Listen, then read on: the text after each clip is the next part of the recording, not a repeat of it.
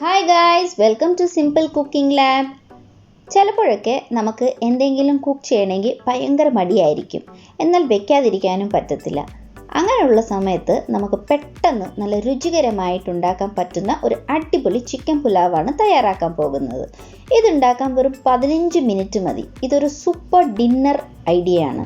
ഞാനിത് സാധാരണ സോന മസൂരി അരി ഉപയോഗിച്ചാണ് ഉണ്ടാക്കുന്നത്. പ്രഷർ കുക്കറിൽ ഉണ്ടാക്കുന്നുണ്ട്. ചിക്കൻ നല്ല സോഫ്റ്റായിട്ട് വെന്തിരിക്കും, ചോറ് നല്ല സോഫ്റ്റായിട്ട് ഉണ്ടാകും.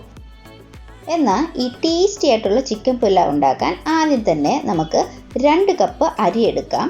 ഞാനിപ്പം സാധാരണ ഉപയോഗിക്കുന്ന സോന മസൂരി റൈസാണ് എടുക്കുന്നത്. എന്നിട്ട് ഇത് നല്ലതായിട്ട് വെള്ളം ഒഴിച്ചിട്ട് നമുക്ക് വൃത്തിയായിട്ടൊന്ന് കഴുകിയെടുക്കാം. ഇത് കഴുകിയതിന് ശേഷം നമ്മൾ ഇതിലേക്ക് നല്ല ഫ്രഷ് വാട്ടർ ഒഴിച്ച് വെച്ച് ഒരു 30 മുതൽ 1 മണിക്കൂർ കുതിർത്ത് വെക്കാം. അരി ഇങ്ങനെ കുതിർത്ത് വെക്കുമ്പോൾ ചോറിന് നല്ല മയം കിട്ടും.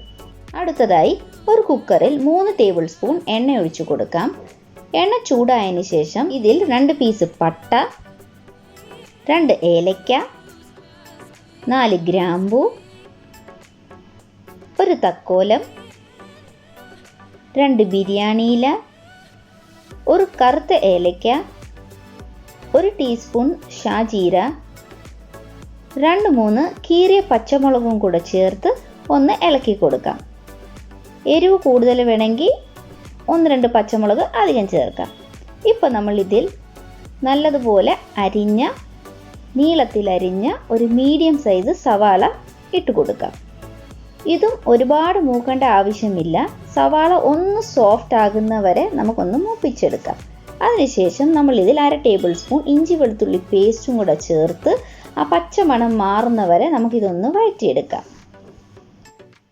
ഇപ്പം ഇതിൽ 1 ടീസ്പൂൺ മഞ്ഞൾപ്പൊടി, 1/2 ടേബിൾ സ്പൂൺ മല്ലിപ്പൊടി, 1/4 ടേബിൾ സ്പൂൺ മുളക് പൊടി,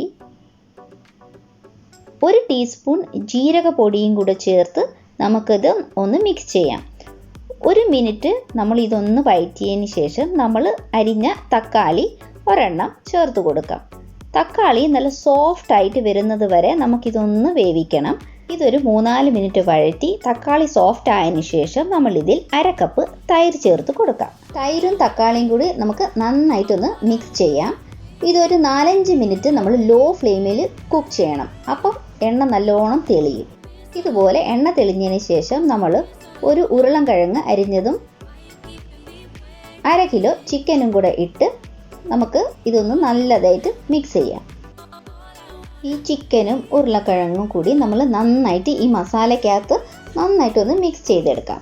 എന്നിട്ട് നമ്മൾ ഇതൊരു 5 മിനിറ്റ് എങ്കിലും വേവിക്കണം. അപ്പോൾ എണ്ണ നന്നായിട്ടൊന്ന് തെളിയും.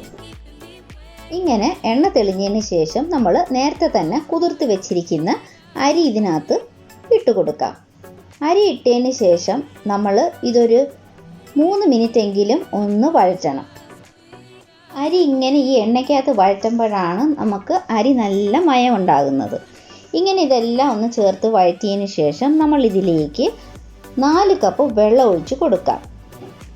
എന്നിട്ട് ഇതിന് വേണ്ട ആവശ്യത്തിനുള്ള ഉപ്പും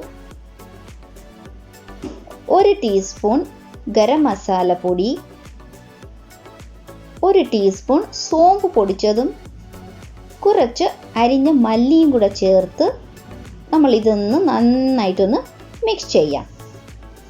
ഇങ്ങനെ നന്നായിട്ടൊന്ന് മിക്സ് ചെയ്തതിന് ശേഷം നമ്മൾ ഇത് പ്രഷർ കുക്കർ അടച്ച് ഒരു 3 വിസിൽ വരുന്നത് വരെ നമുക്കിതൊന്ന് വേവിക്കാം. പ്രഷറൊക്കെ പോയതിന് ശേഷം നമുക്ക് തുറന്നു നോക്കാം. കുക്കർ തുറന്ന ഉടനെ നമ്മൾ സെർവ് ചെയ്യൽ. ഒരു 10 മിനിറ്റിന് ശേഷം വേണം നമ്മൾ ചിക്കൻ പുലാവ് സെർവ് ചെയ്യേണ്ടത്. അപ്പോഴേ നമുക്ക് ചോറ് പൊടിയായിട്ട് ഇരിക്കുള്ളൂ. ഇത് നമ്മൾ റൈത്തയായിട്ട് കഴിക്കാം. തയ്യാറാക്കി അഭിപ്രായങ്ങൾ നിങ്ങൾ കമൻറ്റ് ചെയ്ത് പറയണം. ലൈക്കും സബ്സ്ക്രൈബും ചെയ്യണം. നിങ്ങൾ തീർച്ചയായിട്ടും ഇത് ട്രൈ ചെയ്ത് നോക്കി നിങ്ങൾക്ക് ഇഷ്ടപ്പെടും.